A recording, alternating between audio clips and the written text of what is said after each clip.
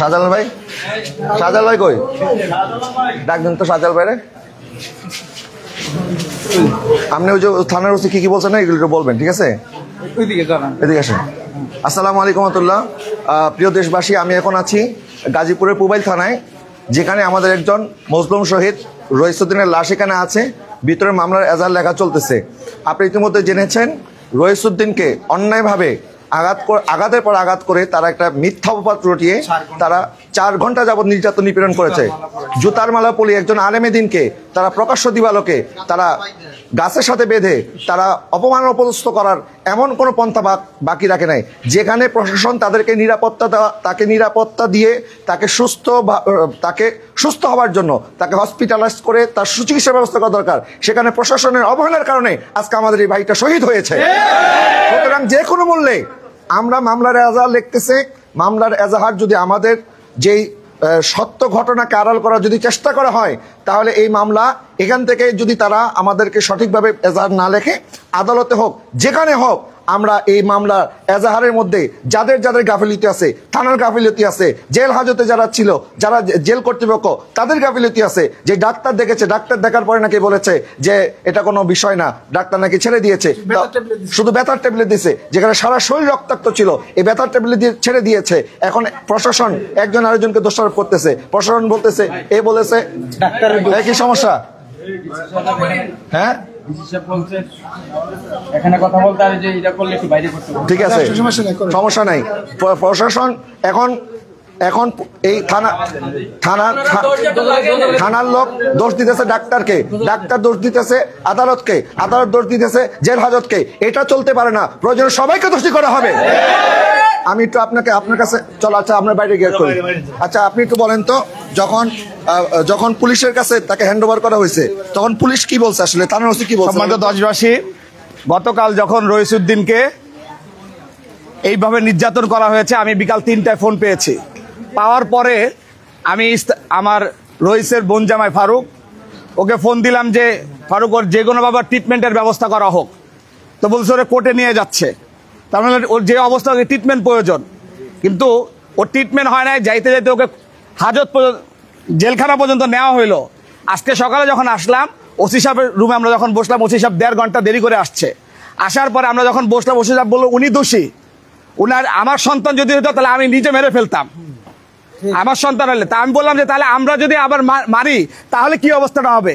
এটাই mob justice, আইন হাতে যারা তুলে নিয়েছে তাদের বিচার হইতে হবে। ওসি সাহেব তার বলছে যে একটু রক্ত পড়েছে, আমরা ফেসবুকে দেখেছি তার রক্তাক্ত পুরা জামা, আর উনি বলতেছে অল্প একটু রক্ত পড়েছে। এইটার নাম যদি ওসি সাহেব যদি এই কথা বলে, তাহলে বিচার প্রক্রিয়ায় আমরা কোনো স্বচ্ছতা পাবো না। আমরা বলছি বুকের ব্যথা, আপনি কোন হাসপাতালে ট্রিটমেন্ট দিয়েছেন? থানা সদর হাসপাতালে পাঠাইছেন কেন? উনি বলছে অভিনয় করে, উনি আবার কোরআনের আয়াত দিয়ে তাকে বুঝাইতে গেছে। একটা মানুষকে যখন বিপদগ্রস্ত অবস্থায় বুঝাইতে যায়, তিনি সারা দিন না খাওয়া ছিল, উনাকে একটা ফ্যানের ব্যবস্থা পর্যন্ত করা হয় না। এমন রক্ত ঝরার পরও থানার ভিতরে তাই কোনো ফ্যানের ব্যবস্থা করা হয়। বোঝা যাচ্ছে একটা থানার ওসি কি দোষ, চুপ থাকেন, একটা থানার ওসি কি আদালতের তদন্ত ছাড়া, বিচার ছাড়া কে দোষী কে দোষী না এই কথা বলার অধিকার রাখে?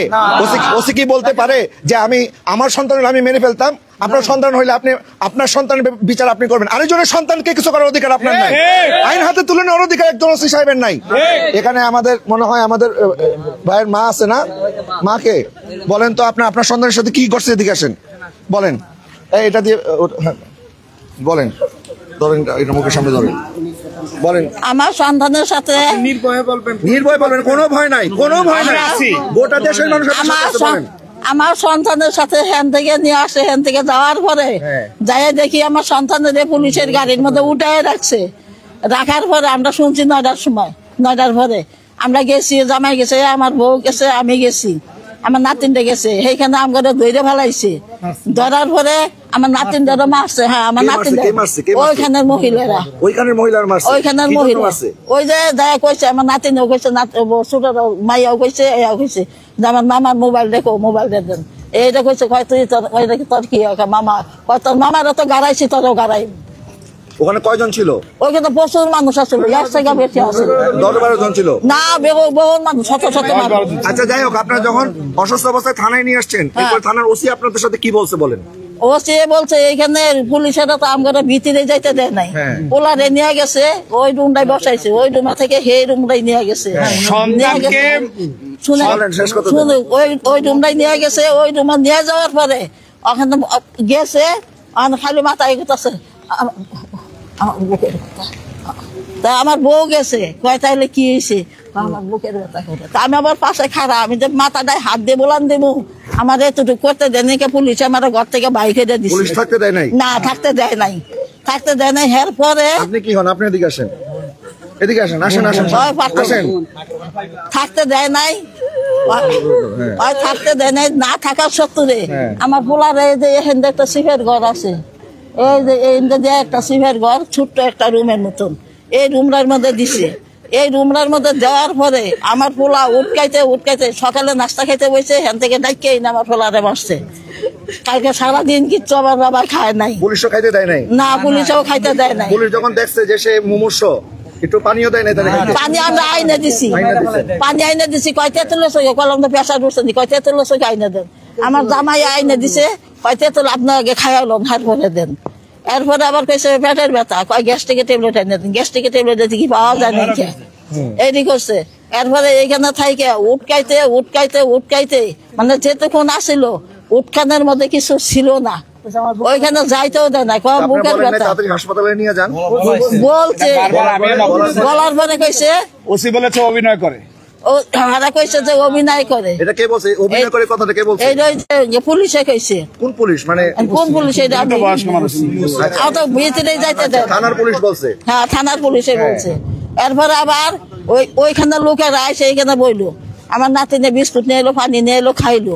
2-3 জনের ধইরে কাইন্দে কাইতে বুকে মিলাইয়া বাবা ন কিছু না কইলাম।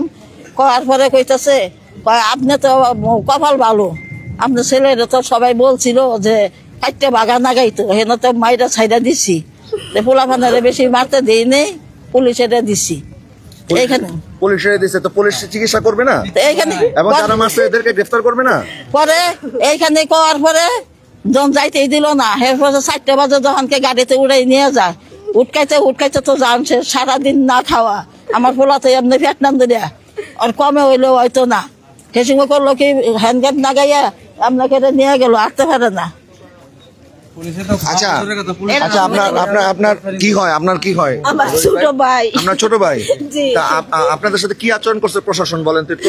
আমি আসছিলাম না। আপনি আসছিলেন না? আমি আজকে সকাল আইছি, আপনার কাছে তো আসাই, আমার ভাই নিচে চাই। কে ছিল? আপনার কোন বোন ছিল? হ্যাঁ, বুকের ভিতরে পারাইছে। কে বুকে পারাইছে? ওই জায়গার লোকে, যে জায়গায় ওরা মারছে, বুকের ভিতরে ডাইরেক্ট পারাইছে। এরা কয়জন ছিল ওখানে? মানে কয়জন? 3-4 জন লোক। 3-4 জন লোক এই কাজটা করছে? পড়েছে আছে। আচ্ছা, 3-4 জন লোক। ওর থেকে কমে 3-4 জন লোক। আচ্ছা, কি জন হাত তুলছে? আমি ওই গাড়ির সামনে যে শুধু পরিচয় আমার জিজ্ঞাসা করছে তুমি কি হও, আমি শুধু বলছি আমি ওনার ভাগিনা। উনি আমার শার্টের কলার টান দিয়ে ছিঁড়ে ফেলে বলতেছে যে ওরে আগে মার। ও এনে পরিচয় দিতে আসছে কেন? আমার নানুরে তো বিভিন্ন ধরনের অপমান করতেছে, খারাপ ভাষায় বিভিন্ন ধরনের অপমান করতেছে। আর মামা যে গাড়িতে বসা ছিল, যে সিটে ছিল, ওই সিটের থেকেও মারতেছে বাইরে থেকে। ওরা যে অভিযোগটা করছে এটা তো 1 মাস আগের অভিযোগ, 2 মাস আগের অভিযোগ। তো 2 মাস যাবত কি কেউ এই পর্যন্ত কোনো কথা বলছে? এই পর্যন্ত কোনো কথা বলে নাই? এলাকার কেউ এই বিষয়ে কিছু জানে না? আচ্ছা, যার সাথে এই ঘটনার ব্যাপারে বলা হইতেছে, ওর গার্জিয়ান কি এখানে আছে? এখানে নাই। হ্যাঁ, অভিযোগকারী কোথায়? এখানে কেউ আসে না, ওরা এখানে আসে নাই। হ্যাঁ, এই ব্যাপারে থানায় কোনো অভিযোগ নাই, মানে সাজানো নাটক পুরো পরিকল্পিত। আচ্ছা, এখানে ওই কই ওমর ফারুক ভাই? আচ্ছা ভাই বলেন তো, আমাদের ওমর ফারুক ভাই রইসুদ্দিন ভাইয়ের আপনি কি লাগেন একটু বলেন, আর কি করছে প্রশাসন আপনাদের সাথে এটা বলেন। রইসুদ্দিন আমার বনজামাই। তো আমি গতকালকে তার ফেসবুক আইডি থেকে আমি একটা লাইভ পাই, সেখানে লেখা যে আমি ইহুদি, আমি খ্রিস্টান, আমি অন্যায়কারী, এই সমস্ত যখন বিভিন্ন খারাপ ভাষায় লেখা এবং তাকে রক্তাক্ত ছবি দেখি, তখন সাথে সাথে তার নাম্বারে ফোন দেই। এই ফোনটা রিসিভ করে এলাকার একজন, সে বলতেছে সে অপরাধী, তাকে মারা হচ্ছে, তো আপনি আসেন। তা আমি এসে দেখি অলরেডি থানা নিয়ে আসছে। থানা নিয়ে আসার পরে আমি দেখলাম তাকে একটা ঘরের মধ্যে আবদ্ধ করা, সে খুব মানে চিল্লে হাঁপাচ্ছে এবং কাতরাচ্ছে। তা আমি ওসিকে বললাম যে ওসি সাহেব তাড়াতাড়ি আসেন, সে তো অবস্থা তার অনেক খারাপের দিকে। তখন সে আসলো, এসে বললো আপনি সরেন যান, তার কিছুই হয় নাই, হ্যাঁ তার কিছু, সে অভিনয় করতেছে, এগুলো সব অভিনয়, এগুলো আমার জানা আছে। আমি বললাম না, এগুলো আপনি অবহেলা করেন না, আগে চিকিৎসা করান। বললো না চিকিৎসা করা লাগবে না। এই বলে তাকে কোনো খাবার দাবার কিছুই দেওয়া হয় নাই। সে আসলে বারবার আকুতি করছে আমাকে একটু চিকিৎসা করেন, আমাকে একটু চিকিৎসা করেন, আমাকে একটু খালি জায়গায় নেন। সে বারবার বলার পরও কিন্তু ওসি কোনো তোয়াক্কা না করে তা ওখানে রাখছে। প্রায় দীর্ঘ সেই 11টা থেকে 3টা পর্যন্ত সেই অসুস্থ একটা মানুষকে ছোট্ট একটি ঘরের মধ্যে, সে তার হাঁপানি রোগ, সে অসুস্থতা বোধ করতেছে, তারপর তাকে বের করে নাই। তো সর্বশেষ তারা প্রায় একজন মামলা করতে আসলে মানুষ 2 জন আসে, কিন্তু তারা গ্রুপিং ভাবে 12 থেকে 13 জন লোক এসে মামলা করছে। মামলা করার পর আমাদের সাথে কিছু লোক কথা বলছে, আর ভিতরে কিছু লোক কথা বলে তাকে মামলার কাগজ যখন রেডি করেছে সাথে সাথে তাকে বের করে নিয়ে গেছে। আমরা আজকে সেখানে এসে ঘটনাস্থলে যাওয়ার পরে এলাকার মানুষ থেকে আমরা তদন্ত করছি, জানতে পারছি সেখানে গতকালকে পরশুদিন সে মার্চ ফর গাজা যে আমাদের আহলে সুন্নতের যে প্রোগ্রাম আছে ওখান থেকে রাতে আসছে। আসার পরে সকালবেলা ফজরের নামাজ পড়ে সে 7টার দিকে নাস্তা খাবে। তো তখন কিছু এই দুচক্রী লোকগুলি তারা 2 জন ছেলে দিয়ে তাকে ডাকাইছে। ডাকানোর পরে একটা সেই দোকানে নিয়ে গেছে। দোকানে যাওয়ার পরে তাকে মারধর করার পরে তাকে জোরপূর্বক স্বীকারোক্তি করাইছে যে 2 মাস আগে 1-3-2025 সনে একটা ছেলেকে নিয়ে ঘুমের ওষুধ খাওয়াইছে, ইত্যাদি ইত্যাদি খারাপ কাজ করছে। আমার প্রশ্ন হলো যে যদি খারাপ কাজ করে থাকে তাহলে 2 মাস আগে বললো না কেন? 2 মাস আগে বললো না কেন? আমাদের প্রোগ্রামের পরের দিনেই তাকে বলা হলো। এর কারণ অবশ্যই তাদের পরিকল্পিত এবং ষড়যন্ত্রমূলক এই হত্যাকাণ্ড তারা ঘটাইছে। এর আমরা সুস্থ বিচার চাই। যারা এর সাথে জড়িত সে তাদের প্রত্যেকের আমরা ফাঁসি চাই। এইখানে মূল ব্যাপারটা দেখতে আমি এলাকা চিনি, আমার বাসার পাশের গ্রাম, ওই এলাকাটা মূলত বাতিল অধ্যুষিত এলাকা। এই বাতিল অধ্যুষিত এলাকা তারা মূলত প্ল্যান করে পরিকল্পনা করে এটা ঘটাইছে। 2 মাস আগে একটা ঘটনা, মিথ্যা অপবাদ দিয়া তাকে চা খাওয়ার দোকান থেকে নাস্তা তুলে এনে তাকে বেধড়ক মারপিট করে 4 ঘন্টা, আমি মনে করি এই থানার ওসি এর মধ্যে আছে। কারণ আচ্ছা, পাশাপাশি আপনারা যারা ফেসবুক ইউটিউবের মধ্যে বিভ্রান্ত হচ্ছেন যে তাকে একটা যে শিশু নির্যাতনের অভিযোগে তাকে এখানে আটক করা হয়েছে, এবং যে সমস্ত মিডিয়া, এই কথা বলেন না, যে সমস্ত মিডিয়া এটা নিউজ করছে প্রমাণ হওয়ার আগে কোনো মিডিয়া এটা নিউজ করতে পারে না যে সে বলাৎকার করছে। এই ধরনের মিথ্যা নিউজ করে আমার ভাইকে মারা যাওয়ার আগে বহুবার মারা হয়েছে, তাকে আঘাতের পর আঘাত করা হয়েছে। একটা আলেম, একটা মসজিদের ইমাম সাহেব, একটা ইমাম মানে হচ্ছে একটা এলাকার নেতা, একটা নেতাকে প্রকাশ্য দিবালোকে গাছের সাথে বেঁধে কিভাবে জুতার মালা পরিয়ে তারা এইভাবে আঘাত করেছে, এটা কখনো মেনে নেওয়া হবে না।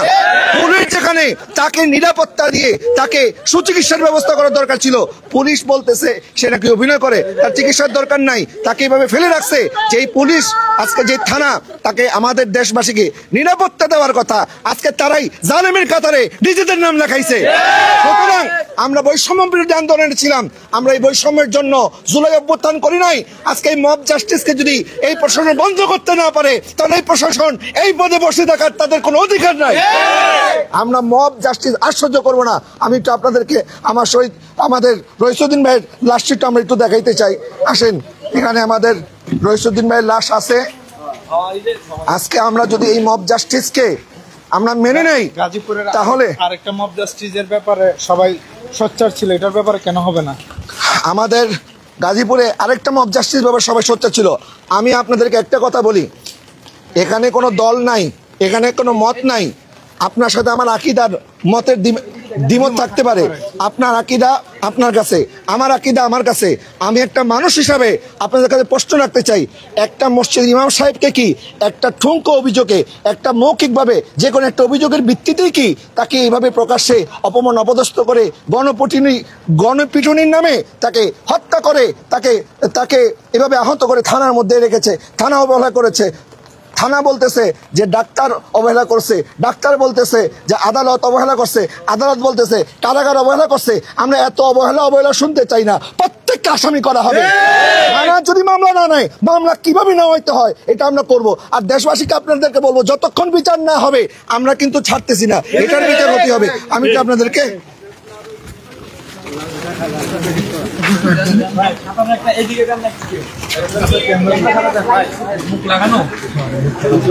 সরাসরি দেখানো যায়। এখানে গাজীপুর মেট্রোপলিটনের পুবাইল থানা। আমরা এখানে আসি আসলে আমার ভাইয়ের পাশের সামনে আমরা দাঁড়ায় একটা আলেমের উপরে বড় জুলুম।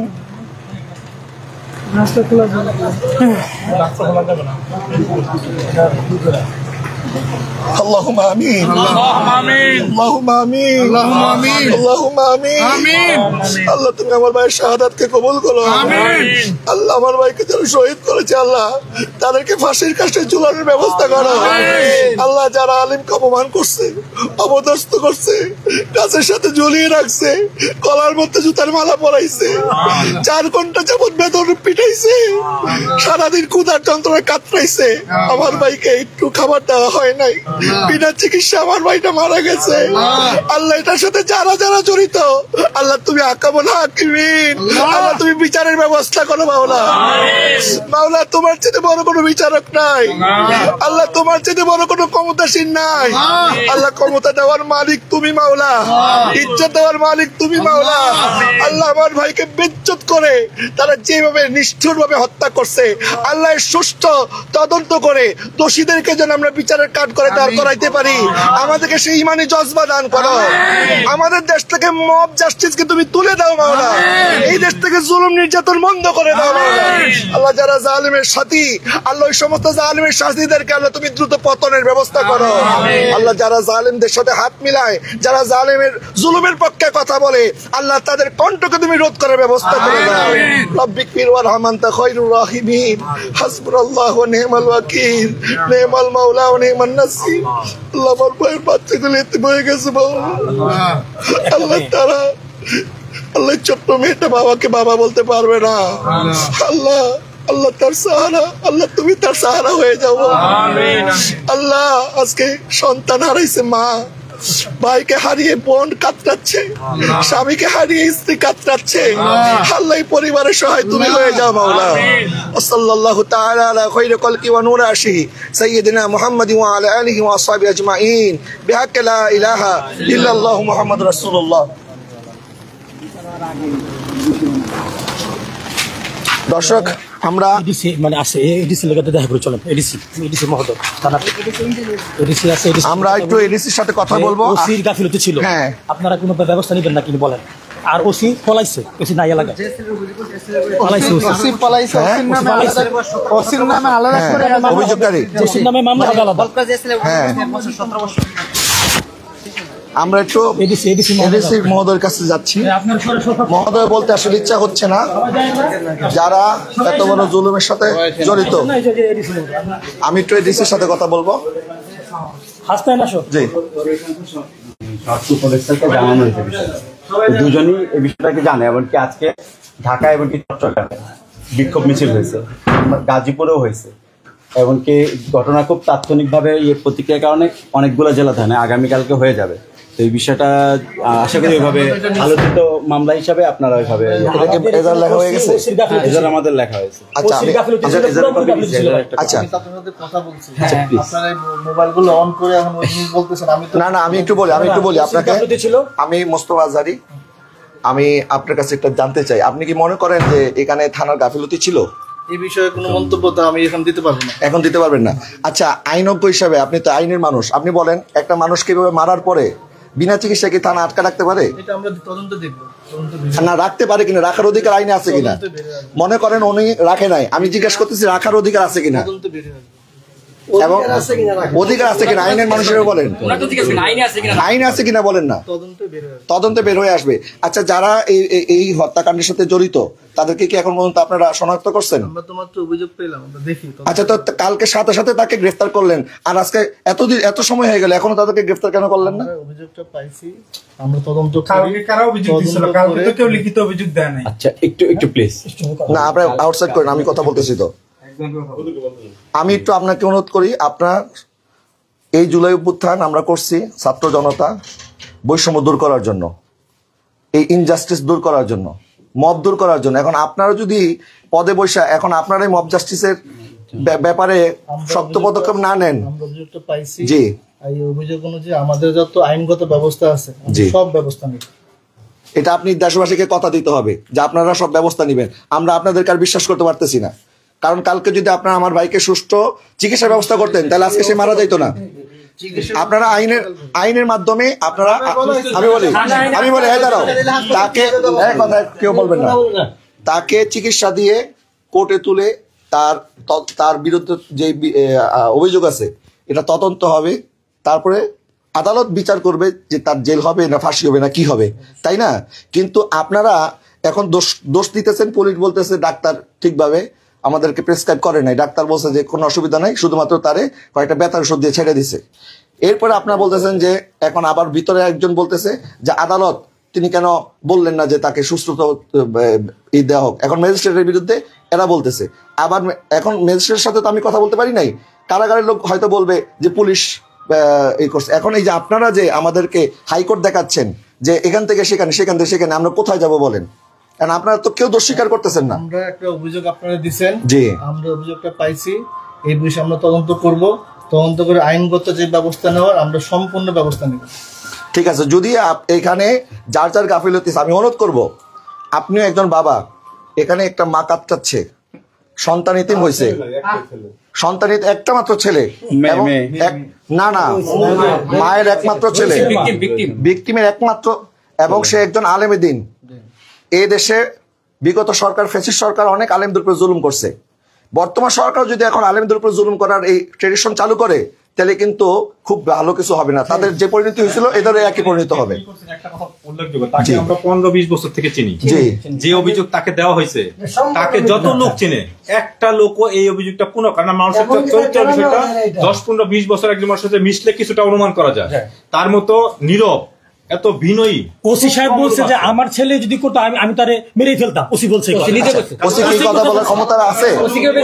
বলতে পারে আপনার ওসি সকালে বলছে, ওসি কোথায়? ওসি কোথায়? ওসি নাই কেন?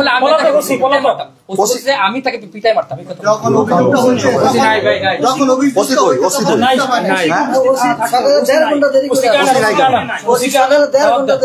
না, ওসি সাক্ষাৎ কেন দরকার আছে? ওসি কোথায়? ওসি নাই কেন? একটা অভিযোগ দিচ্ছি, আমরা অভিযোগ অনুযায়ী তদন্ত করবো, আমাদের আইনগত যত ব্যবস্থা আছে আমরা সব ব্যবস্থা নেব। আপনি তো প্রত্যেকবার এটাই বলতেছেন। হ্যাঁ, আমি এটাই তো বলছি। ওসির নাম ঢোকাই দেন ভিতরে, সবাই তো এটাই বলে, নাম ঢোকাই দেন।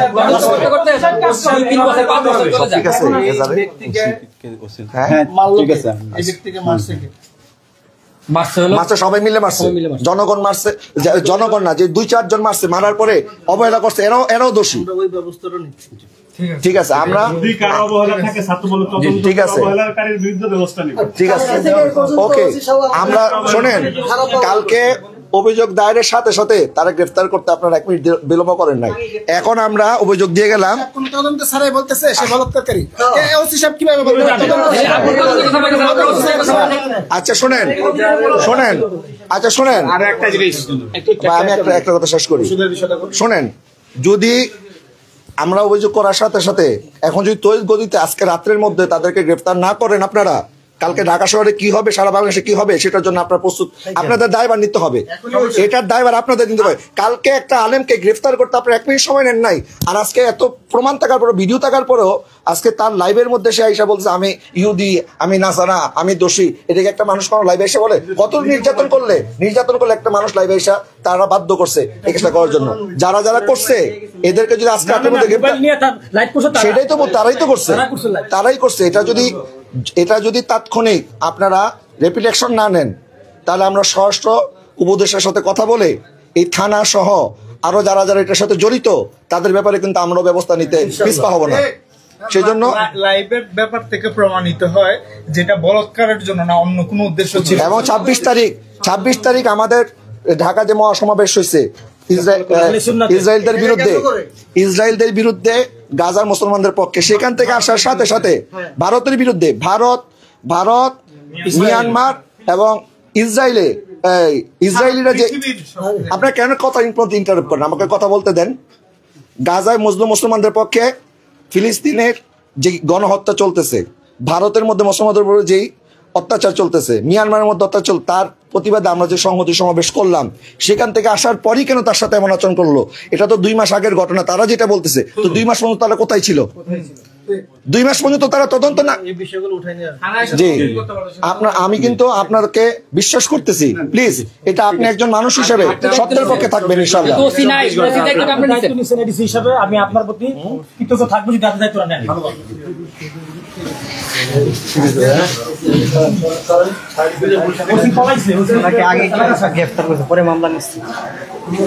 মামলার আগে গ্রেফতার হয়েছে, এটা বলেন কেন আমাকে এখন বলতে মামলা সিস্টেম মামলা হয়েছে আগে না গ্রেফতার করছে আগে?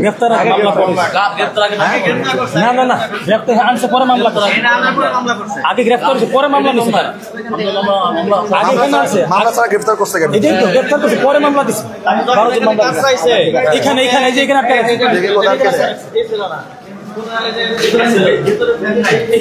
এই যে জায়গার মধ্যে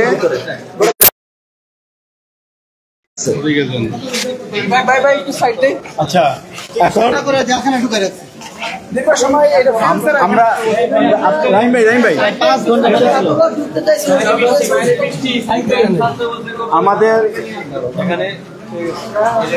জানাজার পরে এই যে সময়টুকু এর বেশি আমরা সময় দিব না। জানাজার পরে এর মধ্যে যদি মামলা রুজুর কোনো সংবাদ না আসে আমরা মহাসড়ক আটকাবো। ঠিক আছে, এর মধ্যে রুজু না হলে মহাসড়ক আটকাবো। ওই এলাকায় যাবো আমরা, এই তো আমরা ওই এলাকায় যাবো। হ্যাঁ, আসামি গ্রেফতার না হলে ওই এলাকা না, মহাসড়ক ঘেরাও গাজীপুর মহাসড়ক বাদ মাগরিব রইসুদ্দিনের শহীদ মাওলানা রইসুদ্দিনের জানাজার নামাজ কোথায় হবে?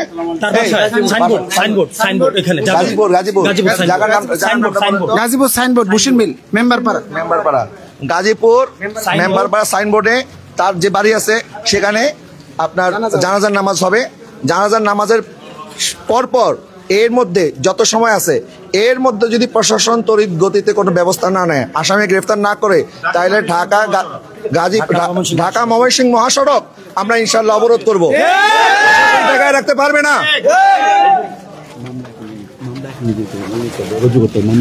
মামলা এখনই রুজু করতে হবে, এখনই রুজু করতে হবে, এখনই রুজু করতে হবে।